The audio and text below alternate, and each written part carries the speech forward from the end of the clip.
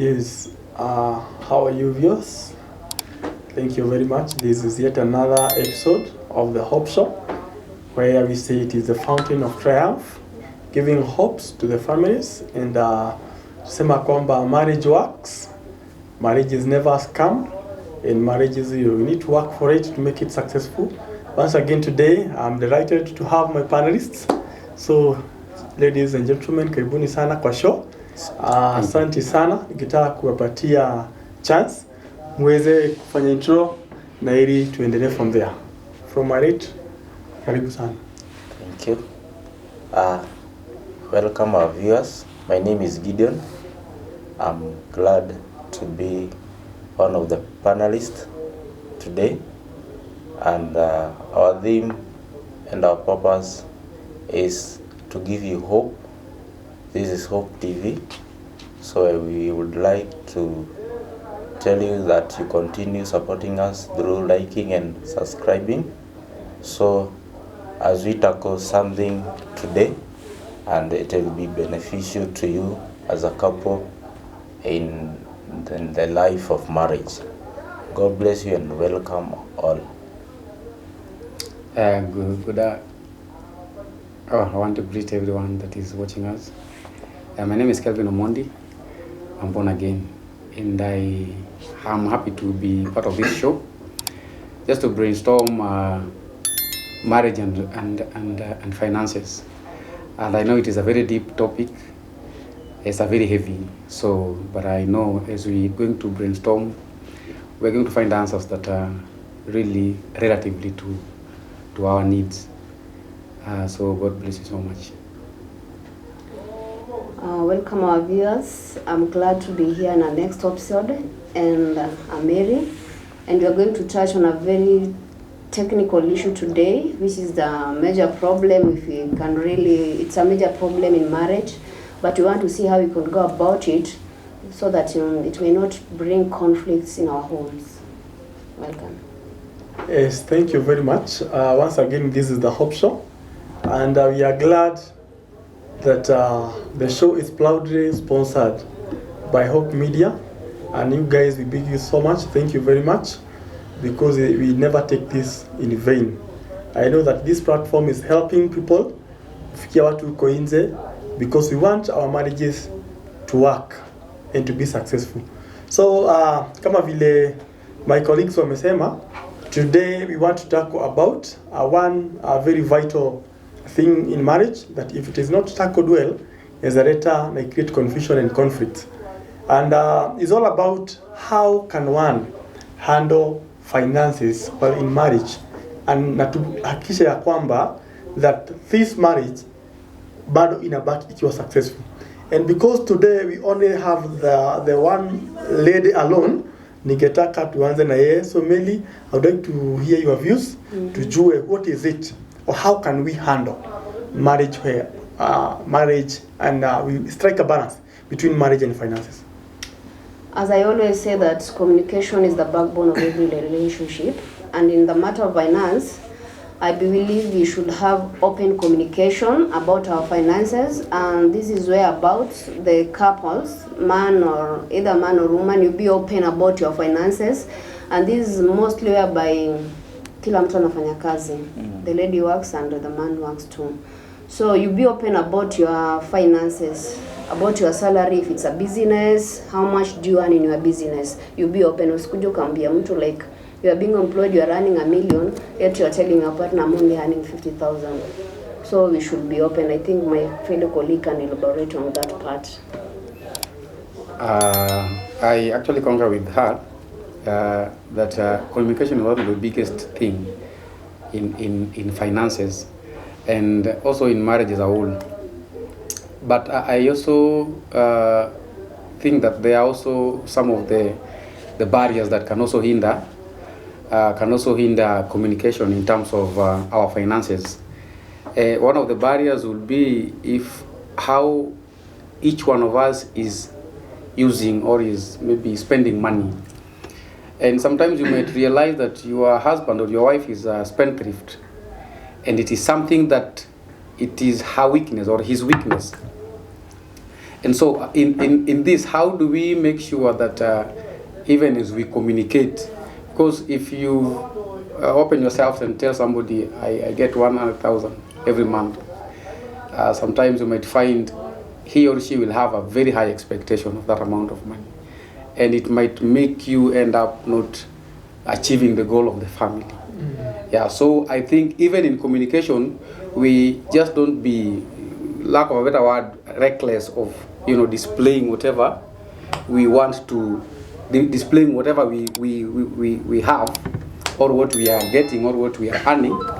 But we can use that as an avenue of, understanding each other's personality, our way of spending, and that will help us so that we know I can give my wife this much and not this much. I can trust my husband with this much and not this much. Nimesikia amesema about opening an account. Unafikiria ni vema kuwa na joint account ama kila mtu awe na account yake? Yeah, I think ni vyema kwa sababu that joint account inasaidia to some point when something arise, kama ile ya tuseme like I can bring another point ya emergency fund when something arise, tuseme it's that joint account inasaidia kuinua, tuseme kama ni biashara. So having a joint account, it is good kwa sababu itawasaidia kujiendeleza, na sijui ndugu yangu anaweza sema nini, kwa sababu at some point watu wengi hawapendi hizo joint account. Mtu anasema anataka yake, mwingine anasema yake, bibi akuwe na yake, bwana akuwe na yake. Omondi, when you are talking about a joint account, akili yangu inaniuliza, will the amount be equal when we are saving now in this joint account? Ama mtu atakuwa anaweka kulingana na uwezo wake? And it's a good place to start actually, because sometimes when we say, again, we're giving 50-50, yes, it might not really match. You get? It might not really match with whatever, because sometimes the budget can vary on a monthly basis. Yes. Maybe you're earning a good money, I'm also earning a good money. But then as we give you 50, budget yako iliongezeka ama ilipungua kidogo. I think it should be a responsibility of both partners. So it is not based on who gives much or who gives less. But of course there should be a rule kidogo, a percentage that at least make sure that you give this, or make sure that you give this one. That is number one. Number two, the idea of joint account is also not an issue that many people will think can solve their financial problem, having joint account. Some might think it might not really solve their problem, because number one, when we have a joint account, it means it is us again to decide when we need to bring this money on board. Yes. For example, there might be an urgent issue that to me, and this one is also reflected by our personalities. To me, I might not think, babe, I don't think this is very urgent that we need to draw from our account. But on your side, you think it is urgent. It is urgent, so I think we should get some money from our. You get? So hapo pia kuna a bit of a conflict kidogo, whereby what is serious to me might not be serious to you. So some people opt for not really having a joint account. Whatever arises, we sort it out as a family. Yeah. So maybe I don't know what you think, because it might not be authentic that it really does solve problems. Yes. Okay, I believe when you have joint accounts, when you come up with this joint account, I think it's for a long-term project, and you can decide, because of, just as my fellow has said, that the emergency may vary. My emergency may not be his emergency. So we will have a joint account and an individual account. So where you feel like mamako amekupigia amekwambia sijui nini imefanyika, mguu ya ng'ombe imevunjika kule home na inahitajika haraka, you see, ng'ombe anaweza kufa na achinjwe na uzwe, si ndio? It's not an emergency. Na pia kuna venye inaweza fanywa. So if you feel that way, uko na that individual account, go withdraw your money.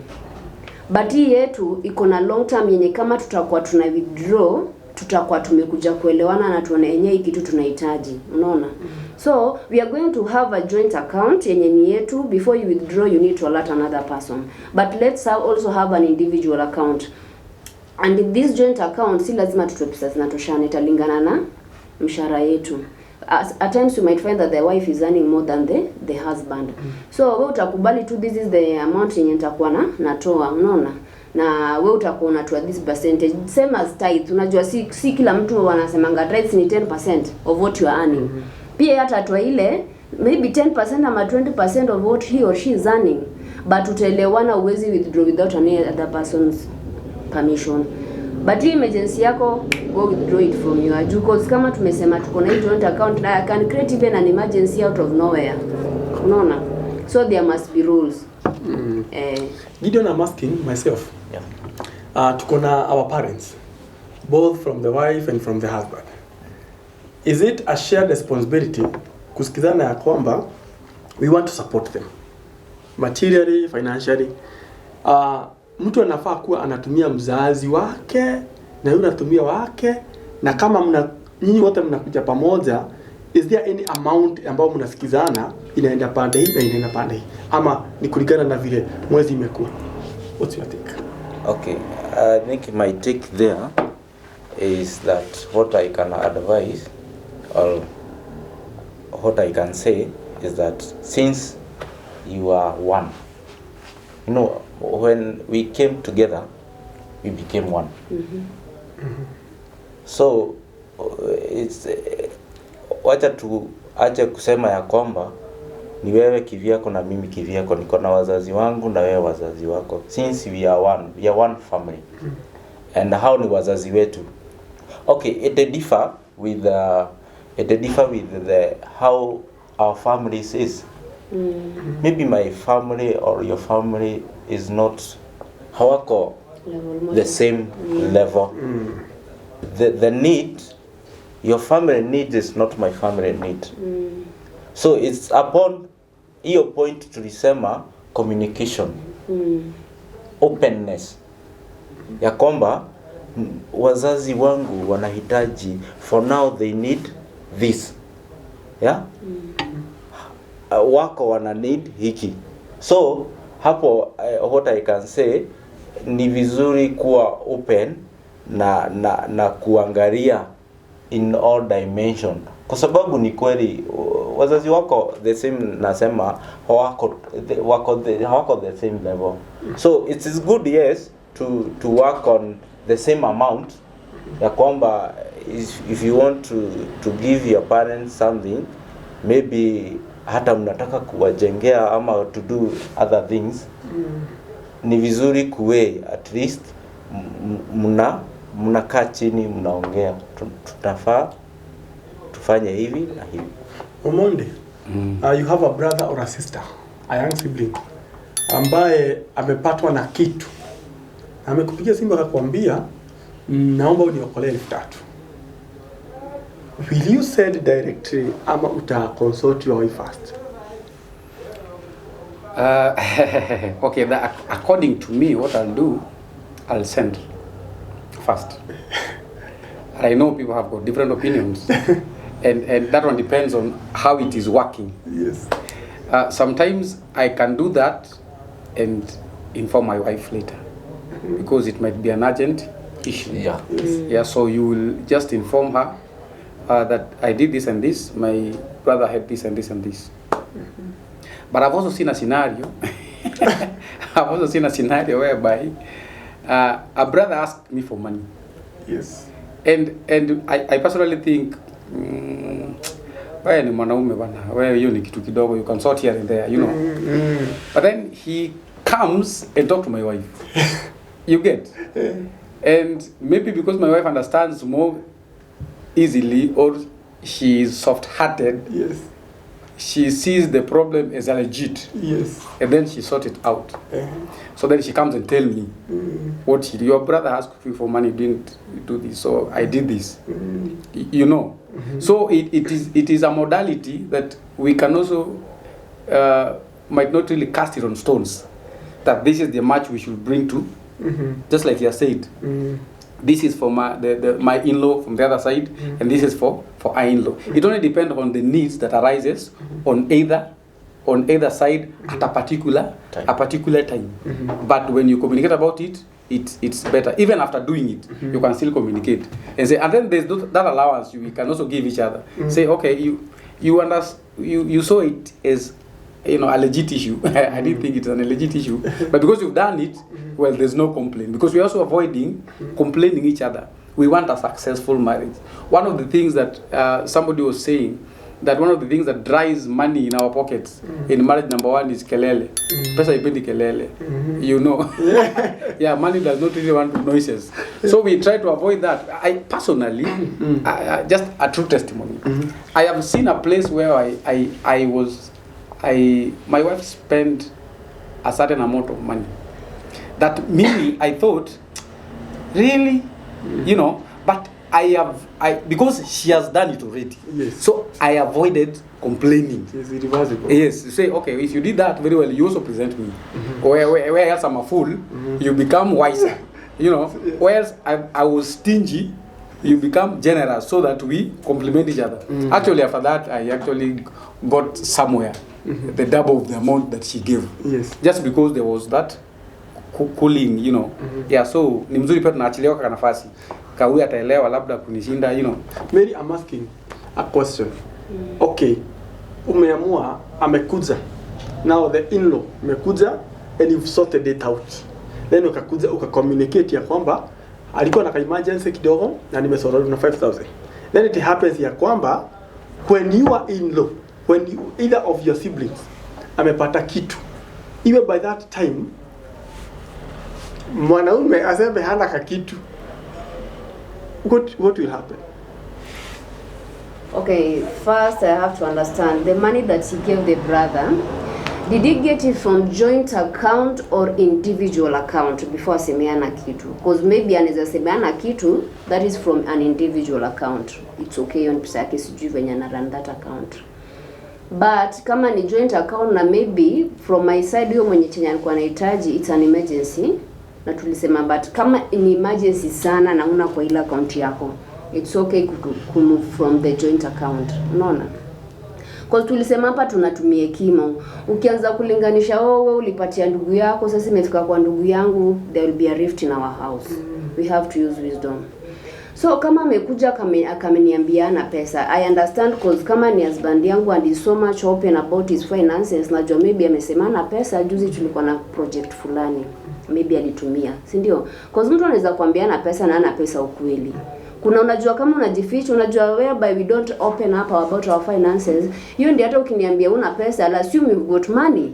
Kwa sababu unaifichanga, nitajuaje kama uko nayo ama una. But this is whereby this person is so much open, I'll understand kama tulikuwa na project ama kuna loan analipia ama na finance, it's okay akiniambia na pesa. I can get it from my individual account, ama kama mimi pia sina, naweza sema tutatoa kwa joint account, but I'll refund it. So this is whereby we just use wisdom. All right. We are talking about balancing finances and in marriage, right? And is it advisable to have a budget? Amondi, what's Sadiq? Is it advisable to have a budget that you are running or you're working on? Yeah, budget is very important. I think in each and every institution and every organization and every entity needs a budget. Yeah, budget runs it's one of the basic need of our financial management. Yeah, so we indeed should have a budget, because our budget is how we daily run our things. For example, how much does food cost in this house? How much do we spend on transport? So, but of course there are things that are called miscellaneous.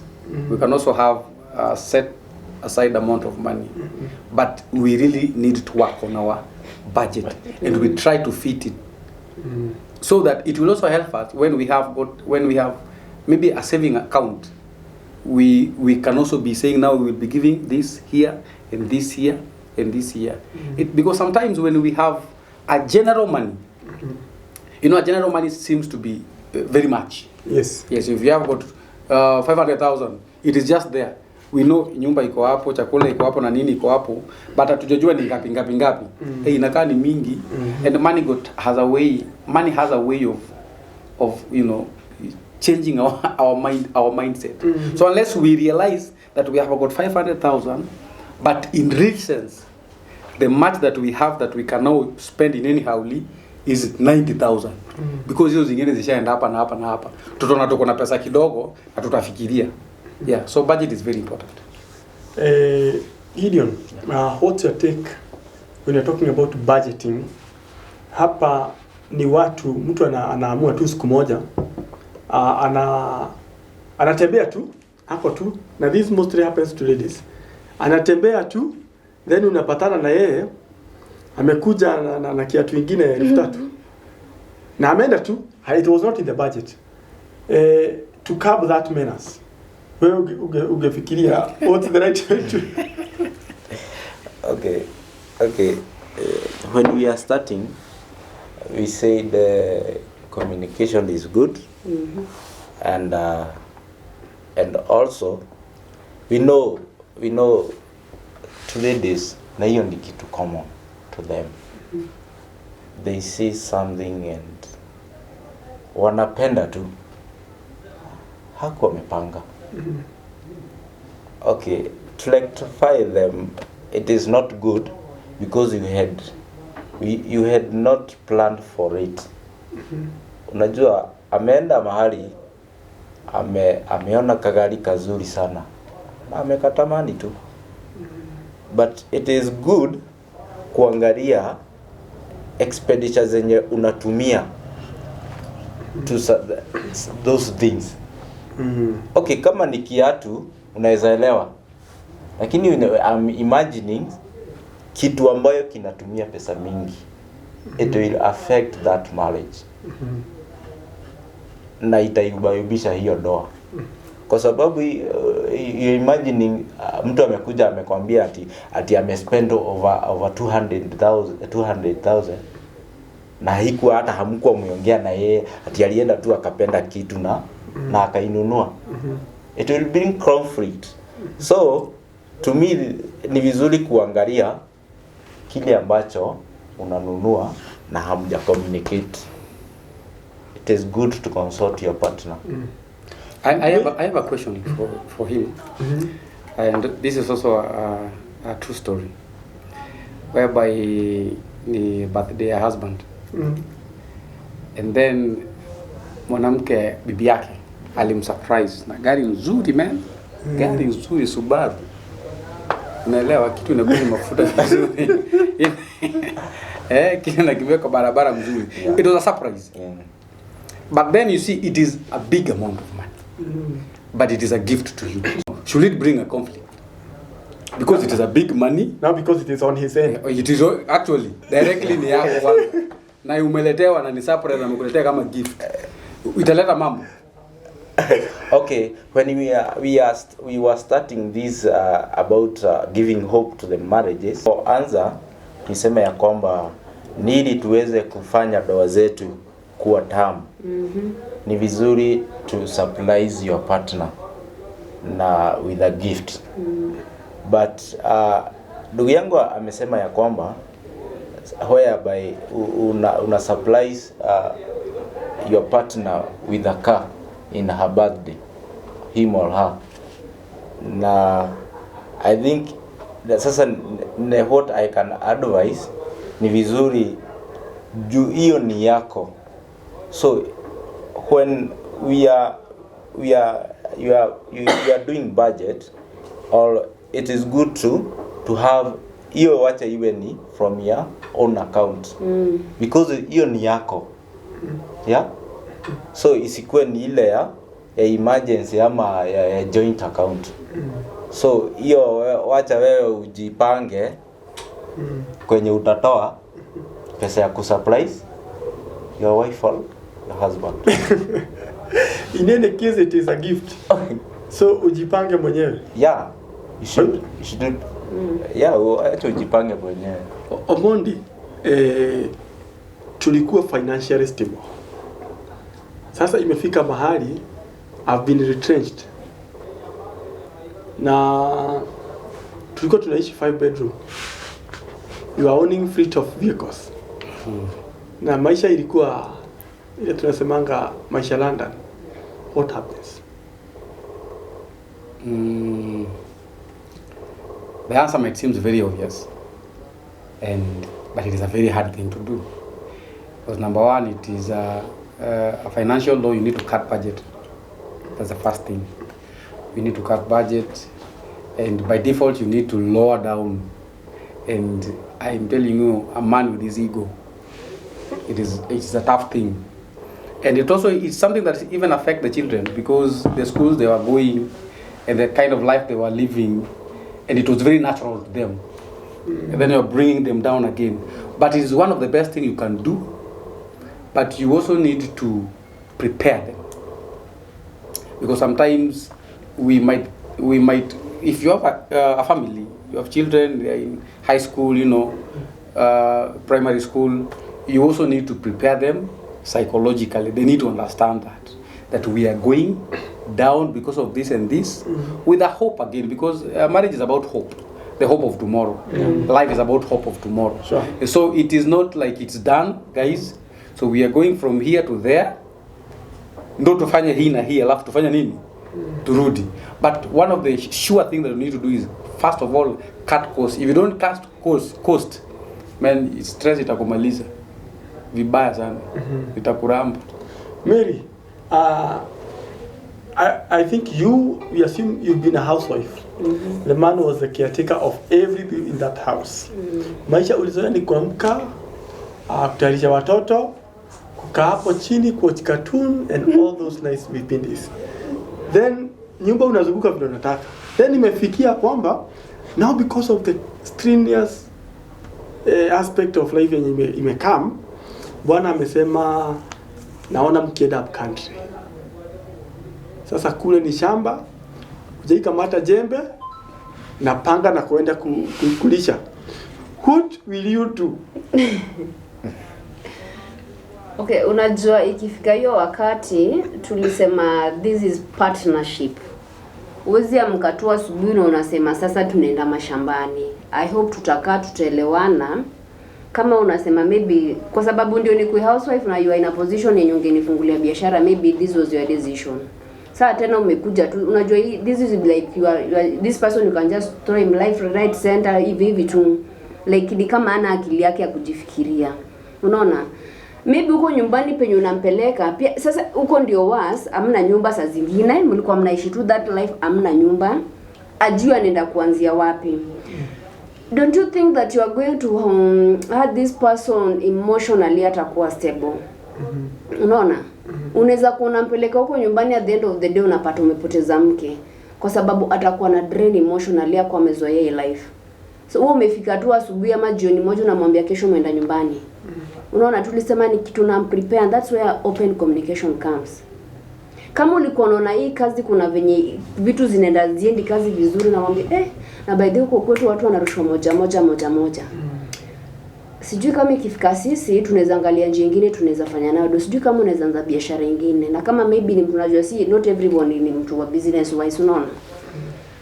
Already umeanza kumprepare psychologically, na kama itakuja tu abrupt utamwambia sijui venye tutafanya, maybe umwambie hivi venye tuko, kama tulikuwa tunaishi kwa nyumba ya juu, tunaweza cut budget off na kose kwenda home. Na kama home kuna venye anaweza jisaidia, unaweza mwambia mtenda home na watu hii, mimi niona venye naweza nihame niende hata kama ni single room, nione venye tutafanya, unaona? Because maybe uko home shamba already mlikuwa mnalima. Unaona? Kuna hizo chakula zote, nyumba iko. So hata akienda si lazima nini. Kuna wale wenye wanazalima, maybe zile mahindi mlikuwa nazo katika gala, auze na apate watu wasaidie kulima. But to prepare this person psychologically, si kuja tu kumrusha this is your partner, being that a housewife, ni wewe uli accept. Because kama ulikuwa na pesa ungemfungulia biashara. So in this position you have to prepare her psychologically. Unaona? Tunaenda nyumbani. Maybe na wewe pia unajua uko nyumbani penye unampeleka place. Juu kiniambia tunaenda nyumbani, you already have in mind that nyumbani at least kuna solution. Hakutakuwa na shida ya kulipa rent, shida za bills za sijui za maji, maybe tutalipa stima. Okay? So, ukiniambia solution ya nyumbani pia wewe mwenyewe ushaangalia head uko na nyumbani kuna solution, lakini pia usimpeleke nyumbani penye kwa problem it bring rift kwa marriage yenu. Uangalie kama kuna solution, na kama kuna solution nyingine, hata kama mlikuwa 2 bedroom turudi mpaka single room. Unaona? Tumeelewana tukae hapa pamoja na tuone kama wewe pia unaweza anza kuzanyanya hapo kwa kibanda ama nini. But usimrushe nyumbani ukijua hata nyumbani kwenyewe hakuna solution. Gideon, kuna aspect ya watu tukiendelea kumalizia ya kwamba yeye ana make sure anajenga nyumba ushago, amejenga nyumba kubwa na ameweka the best sofa sets ushago, right? TV kubwa iko huko, lakini back in town mnakalia stool na TV ni ile ya kuangalia kwa kajicho kamoja. Lakini yeye anakuambia, usicheze na mimi, nimejenga nyumbani, niko TV kubwa huko, stima kila kitu iko. But hapa hata huenda naishi kwa nyumba yenye ukiangalia nje unaona watu vile wanaenda. To that extent, because this financial aspect, wewe kama mwana ama kama mke, what will be your take? Okay. I think hii ni doa na tulipokuwa tunaanza ama as we were dating and when we tulipoingia katika doa tulikuwa na makubaliano ya kwamba tutafanya hivi and we shall do this. So kuna hizo first priority ambazo mnafaa kufanya. For example, I think it is very wise to do kitu ambayo inaitwa, tuseme like ni vizuri kuwa na like hiyo ni ya emergency. Ni vizuri kuangalia ya kwamba ni vizuri, for example you are mnakaa Nairobi na you are staying in a rental house. So ni vizuri kuangalia as a marriage, ni vizuri tunafaa tujenge nyumbani. Sijui kama nimeelewa swali yako. Tujenge nyumbani and mkijenga nyumbani we will be having that free such that kikiumana we have somewhere we can go. So niyo dada yangu alikuwa anasema ya kwamba ni vizuri kuwa na that flexibility and adaptability. Ya kwamba if anything can nice tunaweza enda chini. Ya kwamba we can even go to that one bedroom kama mlikuwa mnaishi nyumba ya juu. So I think ni vizuri pia kuangalia mambo ingine. Kuna mambo mnafaa kuangalia first priority, kupea first priority. When like COVID-19 came, iliubayubisha watu wengi sana, ambaye na ni maybe ni mambo ambayo ingewasaidia kama mngefanya hapo mbeleni. Watu wengi they end up going ushago, whereas kuna tu vitu wangefanya. Sisemi ilikuwa tu makosa, lakini kuna hiyo flexibility. Wacha your partner ama wewe ukue flexible. When something arise, you can do this. Yeah? Omondi, what's your take? I basically think because number one, you should have a financial goal to ease in your life in the future. So if you've built at home, that's a kudos, that's a thumb up. But then si hata huko pale unakaa unafaa kukaa mzuri. So hapana kukaa kwa stool hapa na nyumbani unaweka vitu. And this is your dwelling place. Yeah, so hapa pia kaa tu mzuri. Yeah, kama umetengeneza huko hapa pia kae tu mzuri, usikae unless you were ni mtu uko peke yako. Yeah, that's one. Number two, pia kwa na financial objectives also very important. As a family you need to plan yourself. Make sure amjakula pesa yote. Because sometimes we you know, when we are starting, we are really talking about big monies. Watu wengine wapataki pesa mingi, 25,000, 30,000, both side, or even one side, 30,000 is for the whole family. Bibi yako hapo, mtoto wako hapo, ama watoto wako hapo. So how do you use that? So number one, you need to make sure kuna pesa inaingia kwa sako, kuna pesa inaingia kwa saving, hata kama ni 500 Sure. every month. Because hii ndio watu wa nje. It's not what you have at hand. Watu wanasema utajiri si pesa uko nayo kwa mkono. It is what you have as assets. Yeah. So we make sure hii tunapata hii pesa kidogo. Afadhali kama unaona what you are having, you are able to live in a 2-bedroom house. Ishini kwa 1-bedroom house, niwaambie my wife, now what we are going to do is, si tunaweza manage 3, tunaweza manage 2 house, wacha tukae kwa 1, hii pesa ingine tupeleke kwa sako, tupeleke kwa savings. Let us do something that is adding value to us, that we can say this is how much we are worth. Sure. Yes. Mary, what's your closing remarks? Mimi venye naweza ambia watu watazamaji wetu, I'll still stick on communication. Just as I said in the beginning, let us be open. Tukiwa open, hizi vitu zote zitaflow. Another thing, tukuwe waaminifu na tukuwe tu trustworthy na tukuwe tu flexible, like you are able to adapt to the new changes that arises. Na usilinganishe maisha yako na mtu mwingine, because maybe unaweza angalia sister yako, maybe ni mdogo wako, lakini ile life anaishi iko juu, unataka kucompare. When it comes to finance, it's you and you as individual. Angalia maisha yako, trust your wife ama trust your husband. Unaweza kuwa ni mtu, unaweza kuwa open na hadi ukiwa msick, like size uwezi ongea, he or she is in a position to go and withdraw money. But kama tutakuwa in a marriage where there is no communication, hakuna kitu tutasema. Tukue tu waaminifu. And let us not compare our marriages with others. This is yours, and you've got a goal, and you've got a vision where you are going. Amadi, your parting shot? Me, what I'll like our viewers, apart from communication, make sure you have a financial goal. Make sure you have a financial plan that is extensive from what you're budgeting in your daily life. Because eating, we always eat every day. Rent tutakuwa tunalipa kila siku. Where else is your money going that is adding you a value?